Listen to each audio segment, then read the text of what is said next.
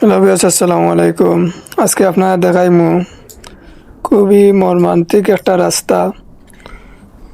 কদমতলা থেকে বালাগঞ্জ যাওয়ার পথে পাঁচপাড়া বাজারের ঠিক পিছনেই দেখাইমু আপনারা আমরা যে রাস্তাটা, এই রাস্তাটাও বৃষ্টি দিলে তো আরও ভয়াবহ হইয়া উঠে। এই রাস্তাটা এত পরিমাণ গর্ত হয়েছে, গর্তের গহীন কতখান আছে সেও আমরা জানি না। এর মাঝে বৃষ্টির কারণে পানি জমাট হয়ে এই গর্তে আরও ভয়ানক হয়ে গিয়েছে।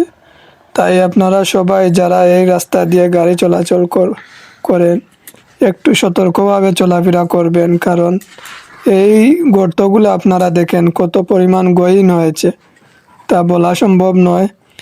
আর এই রাস্তার জন্য আমি প্রশাসনের দৃষ্টি আকর্ষণ করছি, আপনারা একটু এই রাস্তার দিকে নজর দেবেন আর আমাদেরকে ভালোভাবে চলাফেরা করার প্রস্তুত করে দিবেন এই রাস্তা।